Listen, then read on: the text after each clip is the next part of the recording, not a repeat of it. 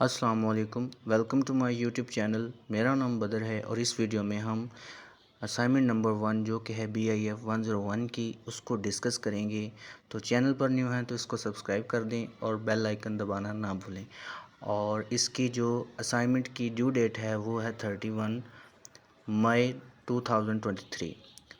तो कुछ इंस्ट्रक्शंस हैं जो मैं आपके साथ शेयर करता चलूँ और इसको आपने बहुत ही केयरफुली सुनना है कि it should be clear that your assignment will not get any credit 0 marks if कि अगर आपकी असाइनमेंट में ये तमाम चीज़ें हुई तो आपको 0 मार्क्स दिए जाएंगे। The assignment is submitted due after due date, मतलब आपने असाइनमेंट को जो ड्यू डेट है उससे पहले पहले अपनी सबमिट करनी है, ग्रेस डे का वेट नहीं करना।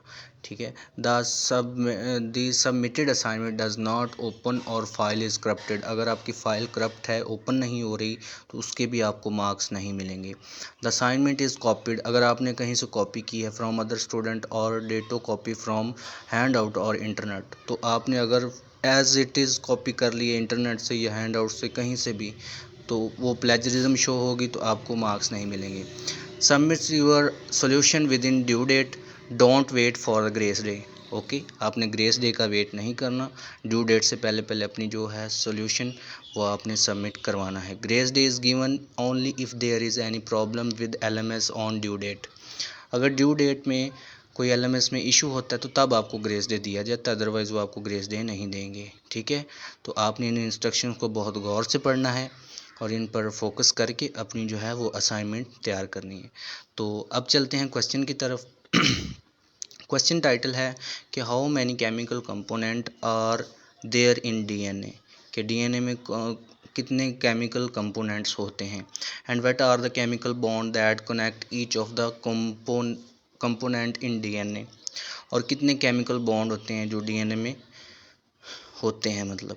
और इसका ही सेकंड असाइनमेंट का सेकंड क्वेश्चन है कि जिसमें आपने कुछ टर्म्स दी गई हैं उनको डिफ़ाइन करना है। ठीक है, तो ये भी 5 मार्क्स का है और इसके भी आपको 5 मार्क्स मिलेंगे, जिनमें से है करैक्टर है और इसके बाद ट्रेट है और इसके बाद जीनोटाइप है एंड फिनोटाइप है, ट्रू ब्रीड है और प्योर ब्रीड है। इसको आपने जो है ना अपने अल्फाज में इसको करना है। ठीक है। Note, submit your solution through your LMS account, solution submit through email will not be acceptable, अपने जो सोल्यूशन है वो आपने LMS पर देना है और किसी भी ईमेल या MDB में नहीं, वो एक्सेप्टेबल नहीं होगा।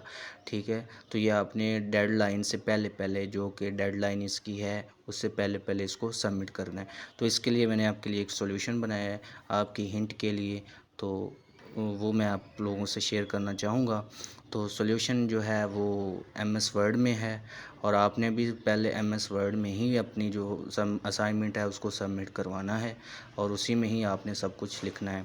तो सॉल्यूशन मैं आपको दिखाता चलूँ कि जो हमारा फर्स्ट क्वेश्चन था उसके अबाउट है कि how many chemical component are there in DNA। तो इसके बाद DNA डीऑक्सीराइबोन्यूक्लिक एसिड होता है, is compose of 4 chemical component known as nucleotides, यानी वो न्यूक्लियोटाइड्स होते हैं। Each nucleotide consist of 3 main parts. Okay, 3 main parts होते हैं, वो क्या क्या होते हैं। अ शुगर मालिक्यूल जिसे हम डीऑक्सीराइबोज बोलते हैं, अ फॉस्फेट ग्रुप होता है उसमें, एंड नाइट्रोजनस बेस होती है। The 4 nitrogenous bases found in DNA are, ये आप सबको पता होना चाहिए, एडिनिन, साइटोसिन, गुआनिन और थायामीन होती हैं जो DNA में मौजूद होती हैं। The chemical bond that connect the component in DNA are as follows. ठीक है, जो केमिकल कंपोनेंट ऑफ DNA में होते हैं उनको अब हमने 1 बाय 1 अपने अल्फाज में बयान करना है कि वो कौन कौन से हैं। इनमें से एक है शुगर फॉस्फेट बैकबोन होती है। The sugar molecule deoxyribose of adjacent nucleotide are connected by phosphodiester bond, phosphodiester bond के ज़रिए वो कनेक्ट हुआ होता है। These bond form a strong backbone that run along the length of the DNA molecule, और वो backbone run along the length of the DNA molecule होती हैं। ठीक है, तो नेक्स्ट है हमारा बेस पेयरिंग। इसमें बेस पेयरिंग होती है the nitrogen base in DNA from specific pair through hydrogen bonds. Adenine always pair with thiamine, जो एडिनिन होगी वो थायामीन के साथ पेयर बनाएगी। एंड साइटोसिन, जो साइटोसिन होगी ऑलवेज पेयर विद गुआनिन, हमेशा गुआनिन के साथ पेयर बनाएगी। The hydrogen bond between these base pair provide the complementary structure of DNA. तो ये जो इनके मिलाप होते हैं उनसे हमें एक कम्प्लीमेंट्री स्ट्रक्चर जो है डीएनए का वो देखने को मिलता है। ठीक है। Overall the sugar phosphate backbone provide stability to the DNA molecule while the base pairing allows for the precise replication and transmission of genetic information. Okay, तो ये था हमारा मतलब क्वेश्चन नंबर 1 असाइनमेंट का। तो इसी के साथ जो हमारा दूसरा क्वेश्चन था, हमने कुछ टर्म को डिस्कस करना था, तो उसमें से हम एक एक उनको भी डिस्क्राइब करेंगे 1 बाय 1। तो सबसे पहले था करैक्टर। करैक्टर क्या होता है? In genetics a character refer to a specific heritable feature or attribute that can be observed or measured in an organisms. Okay, it represents a distinct characteristics of an individual such as eye color, height or flavor, shape. Characteristics can vary among individual within a population. Okay, इनमें जो है different होती हैं, मतलब हम हैं तो हमारे में भी डिफरेंट हैं, यू नो। तो आगे है सेकंड टर्म है, वो है ट्रेट। तो ट्रेट क्या होते हैं कि trait is a specific variant or expression of a character. It represent the observed form or manifestation of a particular character in an individuals. For example, within the character of eye colour, trait could include blue eye, brown eye, or green eyes. Traits are influenced by genetic factor and can be inherited. So the next term of our assignment is about genotype and phenotype. So genotype, the genotype refer to the genetic makeup or composition of an organism. It represents the specific combination of allele present in an individual DNA. जो DNA में मौजूद alleles होते हैं ये उनको describe करते हैं, genotype उन्हीं को कहते हैं। The genotype determine the potential range of trait that an organism can exhibit. It में consist of both dominant and recessive allele. दो टाइप के होते हैं, डोमिनेंट होते हैं और रिसेसिव अलील होते हैं। ठीक है, अलील दो टाइप के होते हैं। तो नेक्स्ट है फिनोटाइप। तो फिनोटाइप क्या होते हैं? The phenotype refer to the observable physical, physiological and behavioural characteristic of an organism.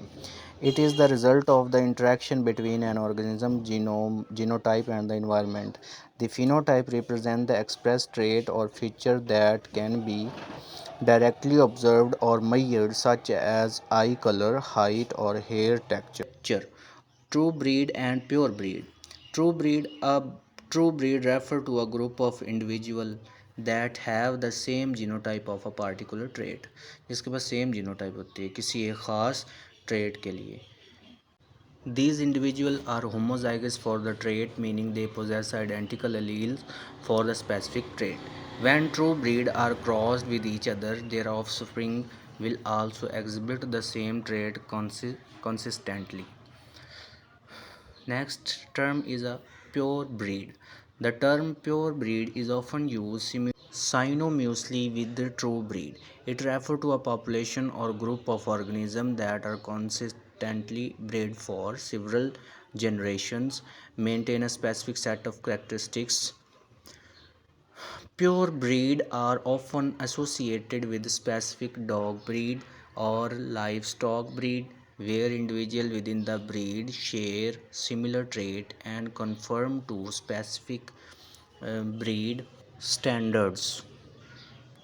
तो ये आप लोगों के लिए सॉल्यूशन है। आप इसमें से हिंट ले सकते हैं, आप इसमें से वर्डिंग ले सकते हैं, आप इसमें से लिख सकते हैं, लेकिन आपने एज़ इट इज़ नहीं लिखना, सेम कॉपी नहीं करनी।